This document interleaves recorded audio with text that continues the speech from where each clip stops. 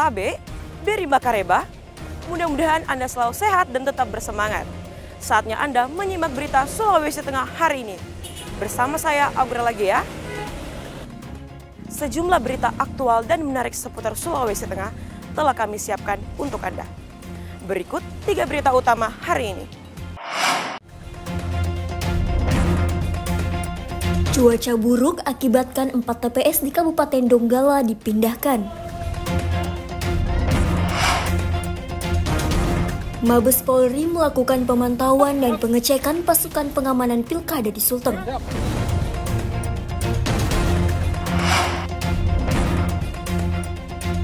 Kejaksaan Negeri Morowali menahan 5 tersangka kasus korupsi dana pengaman tanggul.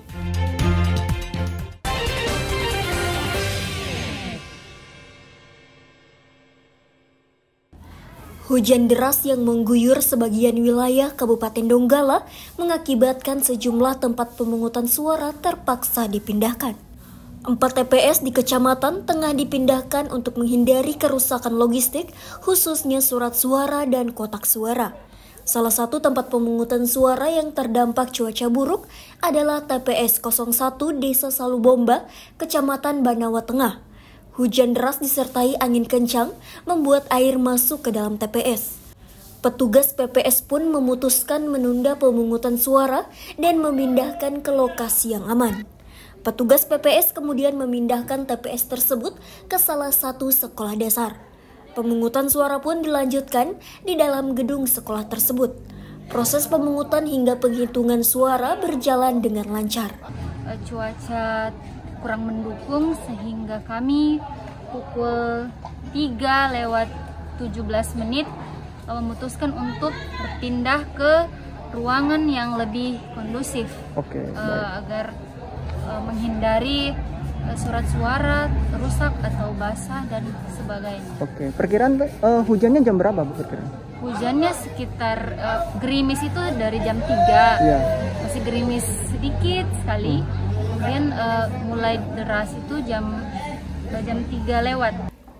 Pihak Bawaslu Kabupaten Donggala yang melakukan pemantauan ke lokasi TPS menyatakan kejadian itu menjadi bahan evaluasi bagi KPU Donggala untuk mempertimbangkan lokasi TPS yang rawan bencana. Salah satunya itu ada di Banawa Selatan. Ada satu TPS itu yang memang tergenang banjir, tergenang air sehingga kemudian harus dipindahkan. Termasuk di Banawa Tengah juga, itu di Desa Salubomba yang awalnya itu di halaman sekolah karena hujan yang deras, maka dia dipindahkan masuk dalam sekolah untuk pada saat proses penghitungan. Karena proses penghitungnya sudah selesai, penghitungannya baru berjalan dan hujan deras, maka menjadi kesepakatan yang hadir itu dipindahkan ke dalam kelas seperti itu. Syamsuddin Tobone melaporkan dari Donggala.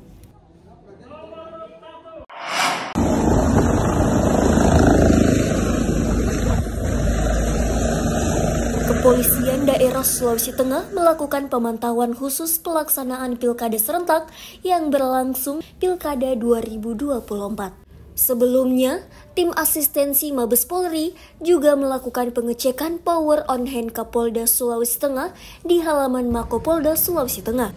Sebanyak 450 personil yang tergabung dalam pasukan Power on Hand Kapolda Sulawesi Tengah disiapkan untuk menghadapi situasi kontingensi berintegritas tinggi, seperti potensi konflik atau daerah yang membutuhkan penguatan personel. Sulawesi Tengah mendapat perhatian khusus karena masuk salah satu daerah dengan kerawanan tinggi. Mabes Polri untuk mengecek kesiapan dalam rangka pengamanan Pilkada serentak. Namun saya lihat sudah cukup baik dan tinggal pelaksanaannya dan semua sudah mengerti tugas masing-masing sehingga kita tinggal menunggu hasilnya dan insya Allah Pilkada serentak di Sulawesi Tengah berjalan dengan aman dan lancar. Merupakan perintah dari Bapak Kapolri sehingga sewaktu-waktu apabila diperlukan akan bisa segera digerakkan. Itu untuk kekuatan dari Kapolda dalam menggerakkan pasukan. Dan ini saya lihat sudah lengkap semua dan cukup baik sehingga tinggal nanti kalau ada apa-apa tinggal pergeseran yang dilakukan. Dari hasil pemeriksaan yang berlangsung sehari tersebut, tim Mabes Polri menilai personil Power on Hand Kapolda Sulteng yang telah disiapkan sudah cukup baik dan siap digunakan. Demikian halnya dengan peralatan untuk pengamanan dianggap sudah memadai. Ratusan pasukan Power on Hand Kapolda Sulawesi Tengah ini merupakan gabungan dari Satuan Brimob, Ditsamapta, serta kerangka staf Polda Sulteng. Mereka akan bertugas menjaga titik-titik strategis untuk memastikan kelancaran pelaksanaan pilkada di Sulteng. Julianus K. melaporkan dari Palu. Sebanyak 49 nelayan dari 18 kelurahan sekota Palu mendapatkan bantuan perahu fiber dari pemerintah Kota Palu. Bantuan perahu fiber ini diberikan kepada para nelayan di masyarakat pesisir. Perahu fiber berukuran panjang 6 meter ini diserahkan langsung kepada para nelayan di pesisir pantai Kelurahan Buluri, Kecamatan Ulujadi, Kamis pagi. Puluhan perahu ini diberikan kepada setiap nelayan yang terpilih dari masing-masing kelurahan.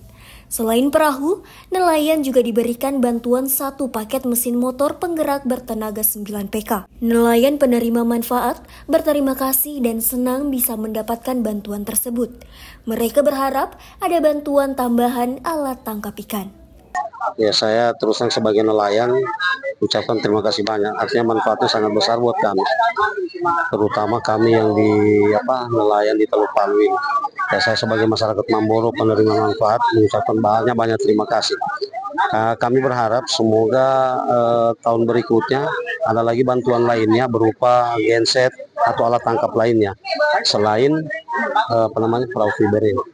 Sebelumnya ada bantuan bukan bantuan, ada yang dari relawan dulu yang kami dapatkan tapi sudah rusak. Nah, dapat yang baru inilah, alhamdulillah kembali baru lagi. Perahu yang telah dibagikan kepada para nelayan kemudian dibawa ke wilayahnya masing-masing untuk dirakit dan siap digunakan melaut. Dengan adanya perahu baru ini, diharapkan dapat membantu nelayan dalam meningkatkan hasil tangkapan ikan serta membantu penghasilan masyarakat yang tinggal di pesisir pantai Teluk Palu. Wilayah Kecamatan Ulujadi, Watu Sampu, Buluri, Tipo dan Silae, Palu Barat, Lere dan Baru, Palu Timur, Besusu Barat, Mantikolore, Talise, Layana dengan Tondo, Palu Utara, Mamboro Barat, Mamboro Induk, Kayu Malue dengan Taipa, Tawaili, Pandau, Baya, Pantolon, dan Pantolon juga. 2022 sebenarnya ada 63, 2023 62, sekarang 49, 224 ya. Pada tahun 2023, pemerintah Kota Palu juga telah menyalurkan bantuan perahu sebanyak 62 unit. Pada tahun 2025 akan diberikan 100 unit perahu. Syahrul Syahya melaporkan dari Palu.